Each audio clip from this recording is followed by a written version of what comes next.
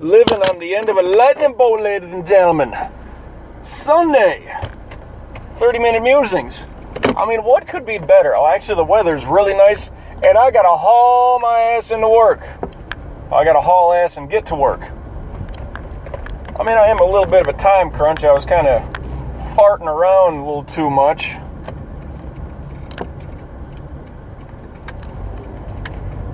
Whoop, whoop. Marlins are in St. Louis, getting pistol whipped by the Cardinals. Gonna finish that one out today. Excuse me, a little scratch going on there. That's weird. So that's work-wise. Workout-wise, what do we got? Yesterday did some good core work. Oh boy, yeah, got some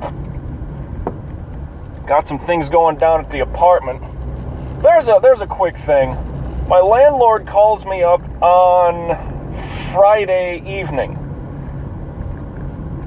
Says he's going to swing by Saturday morning around 10:30. Okay, that's cool. Granted, I didn't want that to happen because yesterday, which no recording yesterday, sorry, whatever. You'll get over it, it's fine. But he calls me up Friday evening, says, yeah, I'll be there Saturday morning about 10:30. Okay. Now, that kind of pissed me off because Friday night, I didn't get done with work till, 11 or midnight, something like late enough, you know? And my whole thought was to go home, get a couple of me things done. You know, just what I'm home. I want to sit and relax and do nothing. And it's not like I'm tired right away first thing when I get home, so I pass out, whatever. Could be 2, 3, 4 o'clock in the morning. Just depends on the day.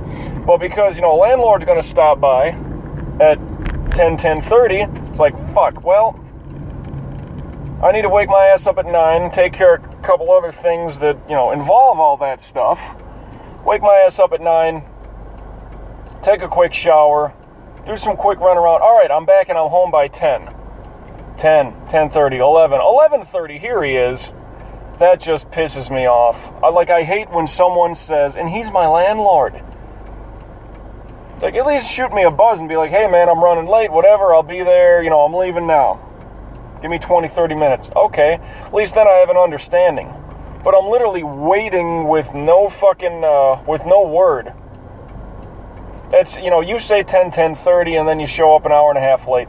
I don't know, that's just, well, I didn't have to be to work anytime early Saturday. I mean, I had to be there, 6:30 in the afternoon?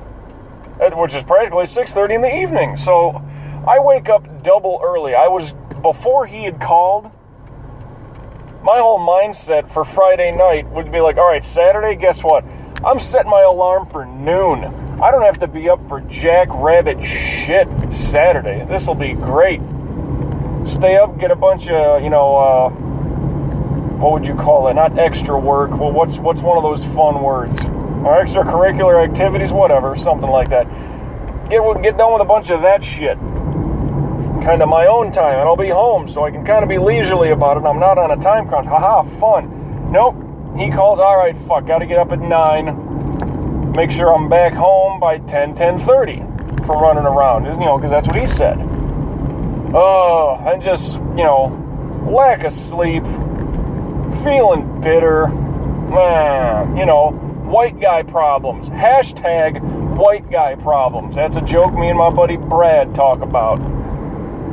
It's not really a big deal, but I'll fucking complain about it. Why? Because I'm an American. That's just what we do. That is, in fact, how we roll. Excuse me. But, so that happened. I was like, God damn it. Gets there at 11:30, and he's there for not even 5 minutes. Not even. So it's like, dude, this oh boy, whatever.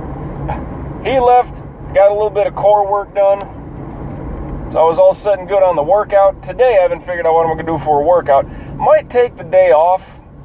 Because like I said, I'm heading in now. It just hit noon on my clock here on the East Coast with my car clock that is 7 minutes fast. But still, that shit says noon. I got to get to work in an hour. More like an hour and 7 minutes, but still. Be there plenty of time. Just don't know if I'm going to do a workout tonight. I mean, I could do some simple, just some fucking yoga when I get home. I kind of like that, loosen up the joints. Keep myself stretched out. That's always good. But no, usually on a Sunday, and this is a decent time. It's not like I got to worry about running a West Coast ball game that starts late. Like, well, fuck that. I want to call my parents on the way into that thing. But I'll get done at a very decent time. So I usually call my parents on my way home.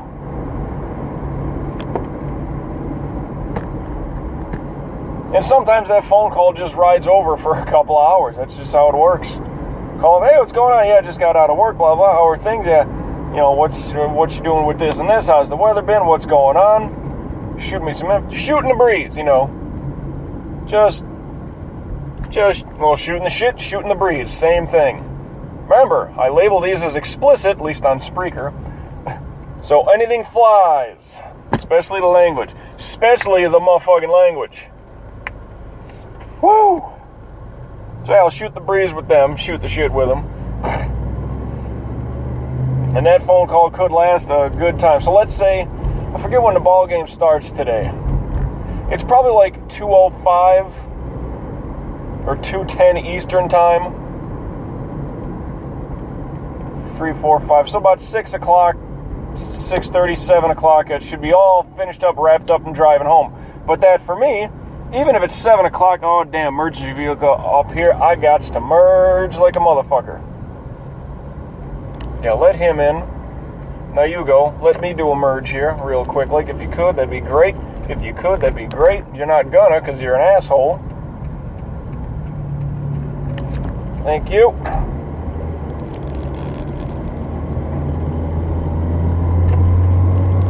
Now I'll get back out the way. Let me jump back left. You take all that middle lane again. It's all you, bruh. It's all you. Not it's all. I even write it out that way. If I write out to somebody, it's all good, that's S''ALL. It's all good. It's all good. You know, it's kind of like y'all, but instead of you all, I'm just directing. You know, it's just like, it's all good. It's all good. S''ALL. It's all good. It's all good, man. No problem. No probskis. At any rate, transitional phrase to move on.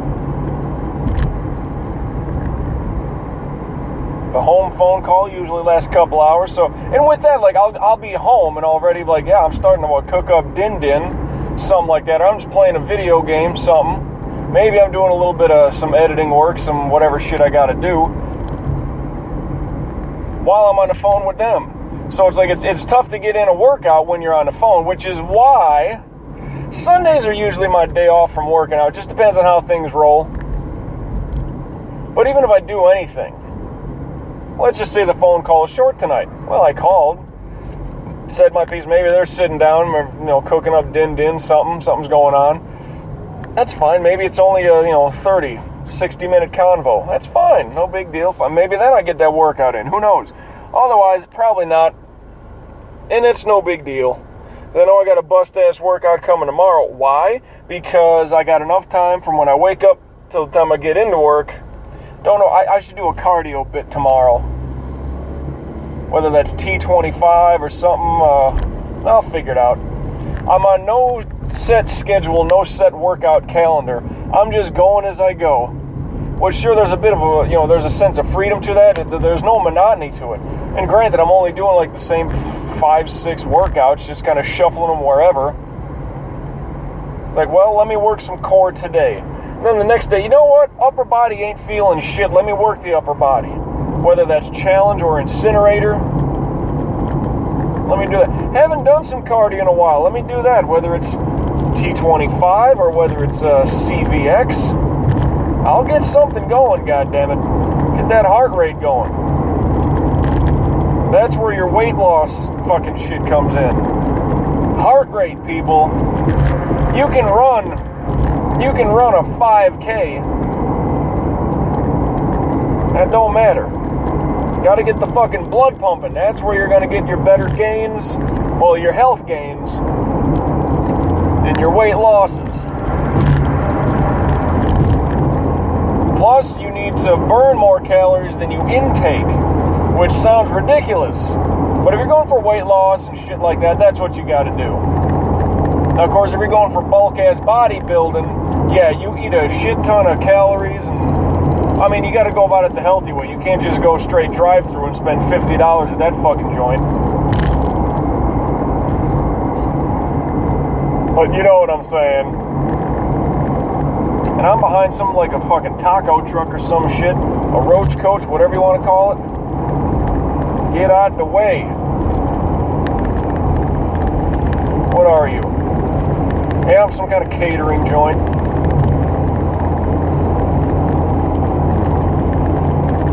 Woo! So tonight, maybe no workout. I'm only saying that now. Like I said, if anything, I might do some yoga. Just depends on how shit lands and how I feel. Hey, I woke up. That alarm didn't exactly make me all happy. But I went and got me fucking 2 cups of coffee. I brewed my coffee last night and let it sit. So it's, you know, well, not cold, but room temperature, right? Get it off the burner. As soon as it's done, get it off the burner. Put it on a nice surface that's, well, just in case it's too hot, it's not going to burn. Set it down on the slate, on the marble, whatever you want to call that shit. Set it down there. It's not going to leave a mark. Let it cool.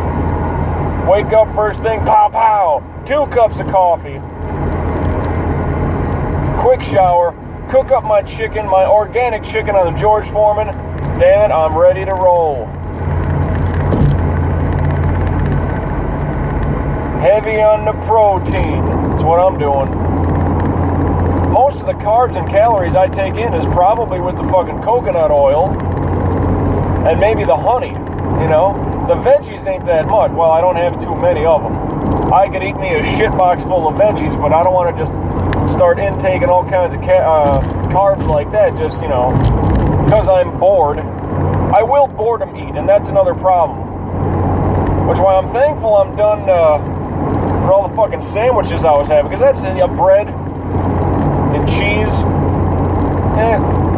If I just start throwing down sandwiches out of, you know, I'm bored. Like, I need to occupy myself. Did my workout already, and I'm a little worn out, sore, got, you know, did all that shit. That's why I'm playing video games and making video, audio content, editing that shit down, and watching other people's videos, and listening to other podcasts, getting ideas, and brainstorming.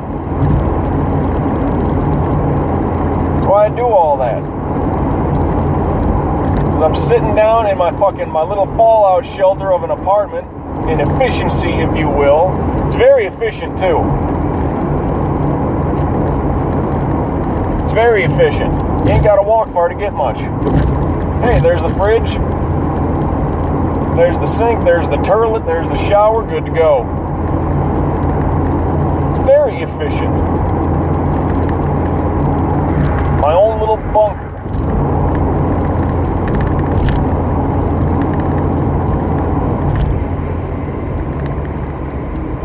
So you occupy yourself. Well, occupy your brain.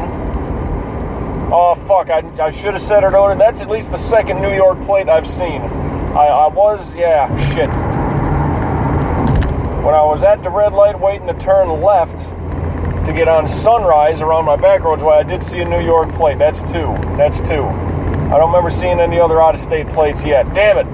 Might have missed some, though. Just not paying attention. At any rate,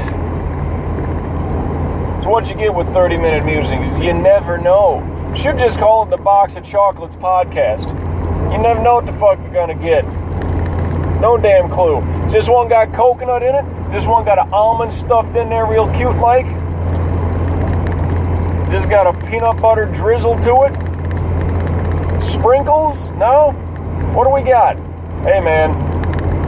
Box of chocolates, you never know.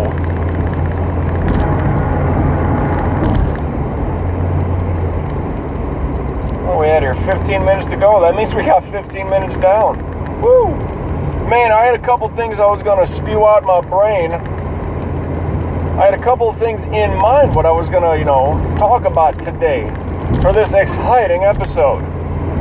Totally forgot what the fuck that was. I need to start taking notes on it. There was something else last night on my drive home.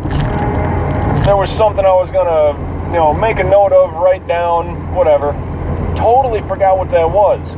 But I remember I tuned into one of the local stations, sports-wise, AM, and they had the Buccaneers game on. I was like, oh, okay, yeah, I had something going in my brain, forgot what the fuck it was. I don't even think it was sports-related. I know I gotta shoot me out an episode here. Gotta shoot me out an episode, kind of a, whatever, it's a YouTube thing that I do. Has to do with a quarterback getting punched in the face by one of his own teammates, suffering a broken jaw, basically. And he will be out 6 to 10 weeks because a teammate, now former teammate, they released him from the squad, a teammate punched him in the mouth. Broke his damn jaw. That's awesome. I gotta make an episode about that one because that's perfect. That is perfect. Beautiful story. The starting quarterback, too, well, the apparent starting quarterback. The team is so garbage, in my opinion. They really don't know who the starter is going to be because they have so many mediocre guys. They don't have that A-plus guy. They don't have the Tom Brady, the Peyton Manning, Ben Roethlisberger, Aaron Rodgers. They don't have that guy where you just know he's the dude. Nope, this is a team. Who do we throw in? Kind of like making stew. What do we got? Fuck, I don't care. Just throw it in the pot and boil that shit. Alright. Like a poor, starving-ass bunch of hillbillies. That comes in the yard, shoot it, and throw it in the pot. That's all. How many carrots we got? That's 2. Good enough. Throw them in there. Boil them up.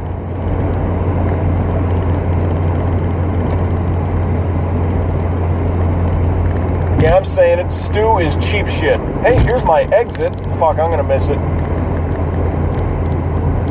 I'll take the next one. And good thing is it's Sunday, so there ain't no goddamn, it's not school. That's another thing. If by all means, I cannot, well, depending on the time crunch, I cannot take Hallandale Beach Boulevard because there's, 2 school zones from I-95 to where I need to get if I'm heading west? Woo! Can't do it. Won't do it. And it's already getting slow towards this exit. Why? It's Sunday. Ain't you people supposed to be at church, at work, or off the damn streets? Fuck out of here.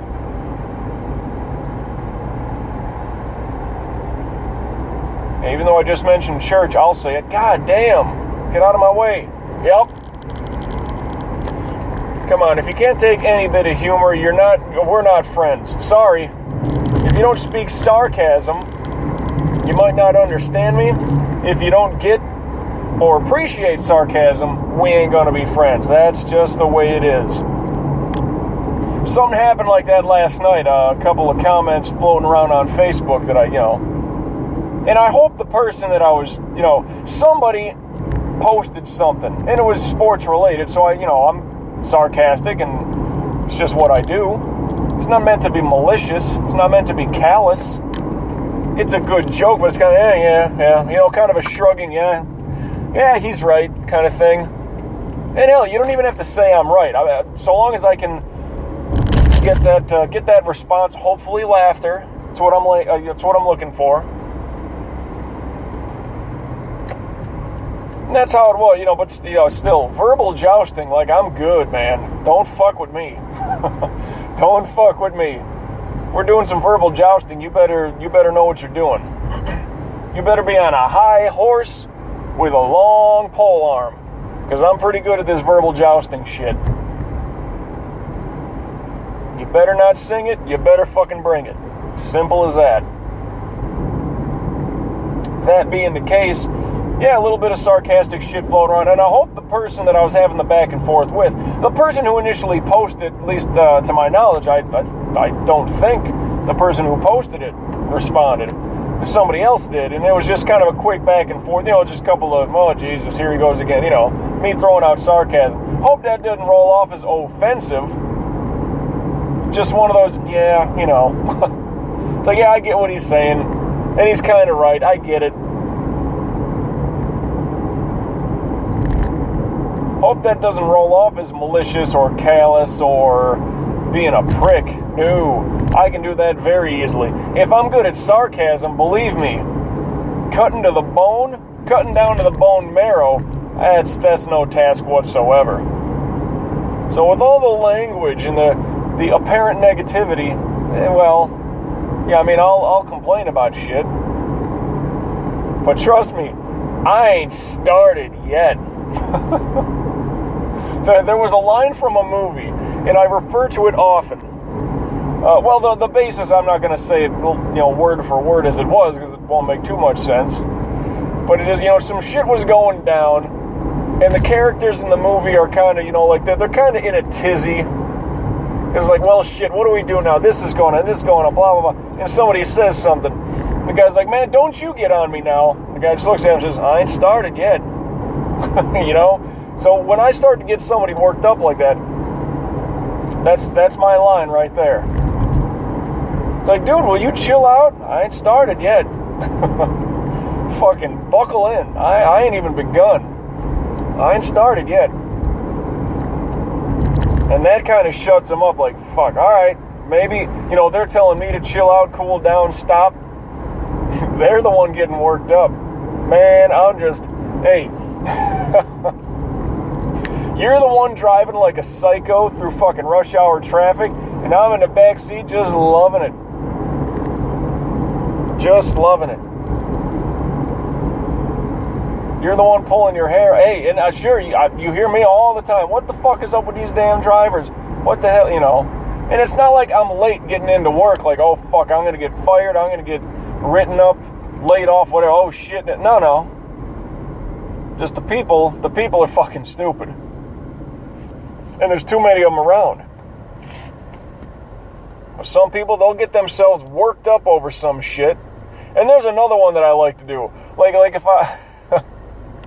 Man, this sarcasm thing, it's motherfucking genetic. I do love it. I've had great teachers over the years for when it comes to sarcasm.